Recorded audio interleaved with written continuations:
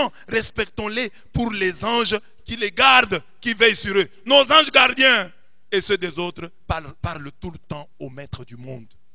S'ils nous accusent, nous aurons des problèmes. La Bible dit, ne touchez pas à mes oins, ne faites pas du mal à mes prophètes.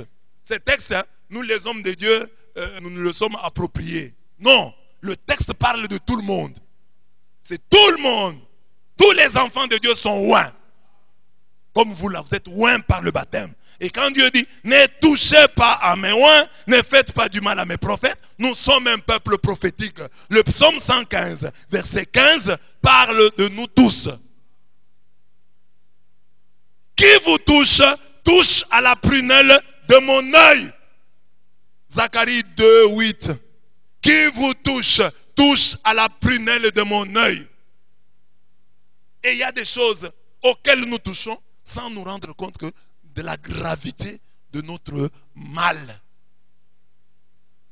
Comme la réputation de quelqu'un.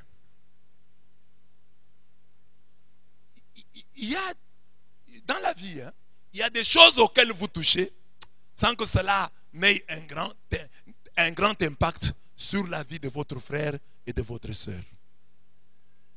Si tu me voles 10 000 francs, ça va.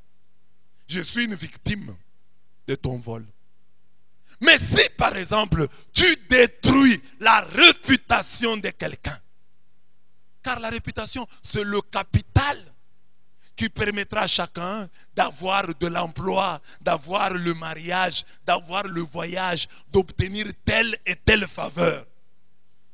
Maintenant nous sommes des chrétiens ici et facilement nous blaguons avec ce capital. Il y a des gens qui pour rien au monde ne vous voleraient 1000 francs, 10 000 francs. Jamais il te volera. Mais il te vole le capital de ton avenir et de ton futur, qui est aussi en grande partie constitué par ta réputation, ton nom. Tu as vu une fille avec un garçon. Tu te fais des films. Tu dis, ils sortent. Et tu répands la nouvelle. Alors qu'il y avait un garçon qui voulait lui faire la cour. C'était peut-être le dernier train, la dernière opportunité de sa vie. Et toi, tu vas raconter, sur base de ce que tu as vu, parce qu'ils marchaient ensemble et qu'ils riaient. Tu lui dis, ils sortent. Et le garçon qui voulait l'épouser, le dernier train de sa vie, ce garçon-là est découragé et refuse d'épouser la fille. Qui est responsable? Tu as détruit toute une vie. C'est vrai, tu ne lui as pas volé 10 000 francs. Tu ne lui as pas volé 100 $. Mais tu lui as volé toute la vie. Lorsque le Père Céleste voit des gens s'élever pour combattre les siens, il se fait l'ennemi de leurs ennemis et l'adversaire de leurs adversaires. En disant que les petits ont chacun un ange qui voit constamment la face de Dieu, du Dieu vivant, le Seigneur nous demande de vivre avec les autres dans le respect et la considération. Le pauvre que nous méprisons n'a peut-être pas de garde du corps. Il n'a pas de parapluie, il n'a pas d'intercesseur, il n'a pas de tuteur, il n'a pas d'avocat, il n'a pas de piston ici sur terre. Mais il a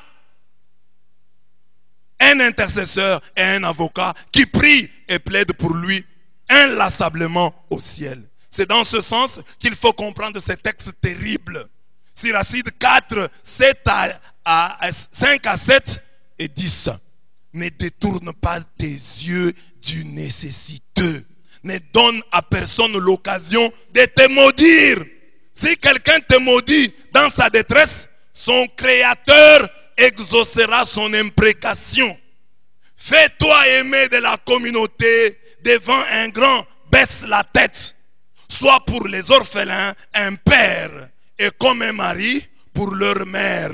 Et tu seras comme un fils du Très-Haut qui t'aimera plus que ne fait ta mère.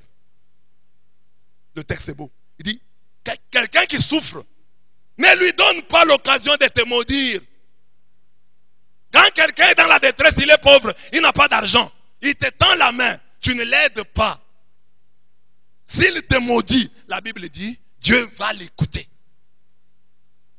Donc les victimes de notre égoïsme, les victimes de notre irrespect, les victimes de notre manque de considération sont écoutées par Dieu. Ne donne à personne l'occasion de te maudire. Si quelqu'un te maudit dans sa détresse, son Créateur exaucera son imprécation. Tu vois un handicapé, tu vois un pauvre, tu vois une veuve, un orphelin qui te tend la main. Tu lui fais du mal. Tu ne l'as jamais aidé, tu ne l'aides pas. Tu refuses de l'aider, tu lui tournes le dos. S'il te maudit, dit le texte, Dieu exaucera son imprécation. Ah, mais s'il me maudit sans cause, oui, ça soit sans cause. Si c'est sans cause, c'est sans effet. Mais s'il te maudit avec cause, que tu as de l'argent, tu as refusé de l'aider, s'il te maudit, on dit Dieu exaucera son imprécation. Alors, qu'est-ce que toi tu dois faire? Fais-toi aimer de la communauté. Quand tu vis quelque part, fais-toi aimer. Tu es dans une parcelle, fais-toi aimer. Tu es dans un quartier, fais-toi aimer. Tu es dans une église, fais-toi aimer. Ne te fais pas haïr. Parce que si tu te fais haïr, les gens vont te maudire. Et les gens qui vont te maudire, s'ils sont des victimes de ta mauvaise foi, Dieu va exaucer leur imprécation, leur prière de malédiction. Fais-toi aimer. Dis à ton voisin, fais-toi aimer. Parce qu'il y a des gens qui critiquent les autres. Ah, tu fais ça pour qu'on t'aime. Alors la Bible me demande de me faire aimer. Je dois faire des choses pour que les gens m'aiment. Je dois me faire aimer. Tout ça tu fais pour que les gens puissent t'aimer.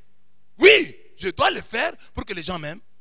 Tu fais ça pour que ta belle famille puisse t'aimer. Oui, moi je dois faire tout ce qui est en mon pouvoir pour qu'on m'aime. Fais-toi aimer de la communauté. C'est vrai, tu as le devoir prophétique. Mais dans le devoir prophétique, l'essentiel c'est la majorité. Si tu as tout fait pour te faire aimer, mais qu'il y a l'une ou l'autre personne qui continue à te haïr, tu as fait ta part. Que l'orientation fondamentale de ta vie soit de te faire aimer.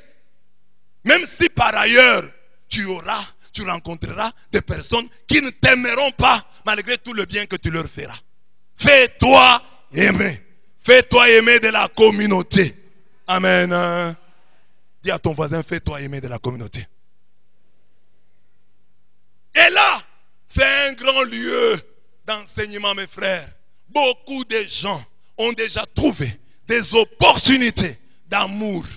Des hommes et des femmes qui les ont aimés. Comme je l'ai prêché, je le prêche souvent. Souvent, ceux qui nous aiment, ce sont ceux-là que nous faisons souffrir. Ce sont ceux-là que nous méprisons.